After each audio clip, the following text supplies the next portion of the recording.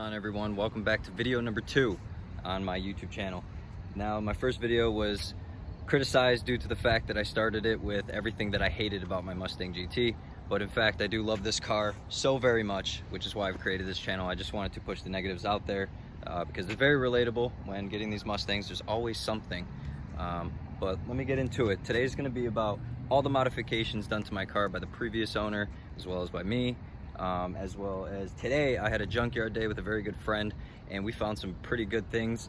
I started my charcoal interior swap and I'm excited to show you guys everything that I've done, including at the end of the video I'm going to have a startup and rev so you guys can hear my exhaust, which I'll explain what I have in there. For starters, maintenance is key with your Mustang GT.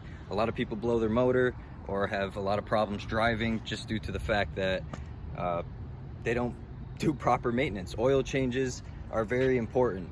Sometimes pulley replacements and serpentine belts are also very important. Cleaning air filters or air filter replacements is also extremely vital and important to the health of your motor. So today I decided to, instead of cleaning my cold air intake air filter, I just decided to get a new one, which you could see right there, beautiful blue. Since I did that, the throttle is a little bit cleaner, and you don't notice a humongous difference, but it's very good to do that, because it's part of your maintenance. Another thing is, the past week I had a very nasty idle and I changed out this idler pulley. There's two. There's a smooth idler pulley and a grooved one. I have a 6-groove serpentine belt, and I found out which one using the forgot what the word is, but I used the tube, put my ear to it, put it to each pulley, and found out that this one was the culprit. I bought a smaller one from AutoZone. I believe it was $20-$30, and once I installed it I decided to just throw in a new serpentine belt just because I was accessing that area of the motor. And since then the engine's running pretty smooth and everything's going great. I'll get into more of those modifications that I did today and proper maintenance later on. What I wanted to show everyone today is the interior. Now, I picked up some new parts, and here is what I did. So as you saw in the last video, I had a light gray door panel here, over there, as well as a different shift knob, and there was no rear seat panel. So I went to a nice junkyard with my friend and we found some pretty good parts for a really good price. I replaced the whole door panel charcoal to match the seats, which I'm going to plan to fix this too, by the way. I installed the passenger side, and overall I'm pretty happy with it. That panel right there is very important. It was only $9 and it kind of completed the back seat area. I actually today found a Hurst shift knob for only $15, which is a huge surprise. It feels so much better than that crappy little AutoZone one.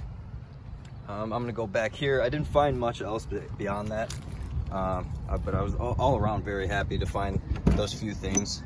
And as you see, this is the door panel.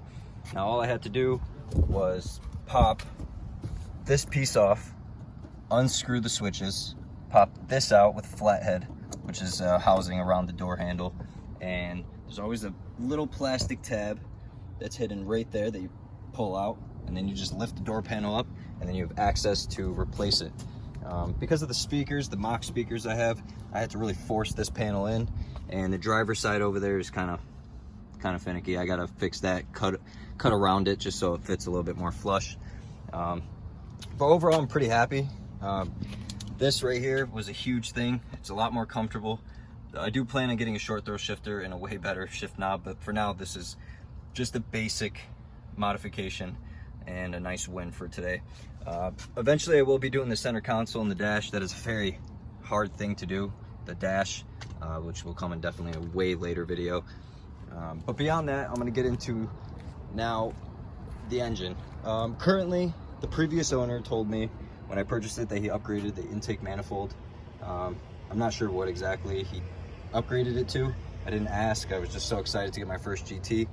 As you see, the engine bay is kind of dirty. That's going to be another video of me detailing it. But there's no new throttle body, sadly. It is stock. I do plan on getting a BBK very soon, and there's a lot of other things that I plan on doing to this car, as you heard from the last video. But now let's get into the exhaust. Let's see if you can see it down there. I don't think you can, but if you look close, which you can't even see, but the exhaust is actually a BBK long tube headers with an off-road X pipe from Bassani and 2 resonators with no mufflers and Bassani tips.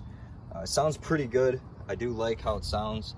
I'm gonna start the car so you guys can hear it and do a rev clip for you guys, but I really would like to try Borla attacks and all that stuff, but for some reason I'm just kind of happy with the, you know, it's at lower RPMs, the car is pretty quiet, and then when I want it to be loud, it's loud. The cats are also hollowed out, so I do have a check engine light on for O2 sensors. I don't really care about cats or inspection. Honestly, the government can bite me because I want my car to sound nice. But before I start the clip of me starting the car, revving it, etc., I just wanted to give you guys a nice glimpse of this new interior. So the charcoal I'm very happy about. So looking forward to getting a new dash. That is, you know, I was staring at a new charcoal dash and center console at the junkyard, and I just wanted to sit there for hours and take it apart, but I decided against that just because it takes a time, you know, more than just a couple hours to make sure to do it the right way. But in the next clip, you're going to see me start the car and rev it.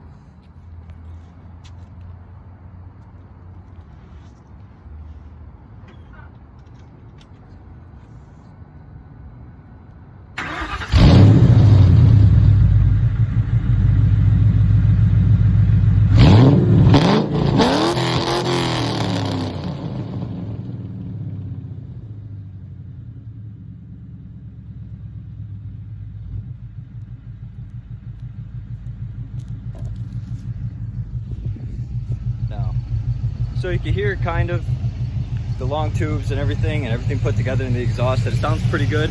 I love how it sounds. It's pretty unique, just because of the resonators. I don't want to drone or anything like that. And overall, I'm happy with it for now, especially, you know, in the future when I do a motor swap, supercharge, etc. in the next year or two. Obviously, I'm going to have to upgrade the exhaust. But for now, I'm extremely happy with how it sounds. You can actually hear how quiet the pulley is now that I changed it.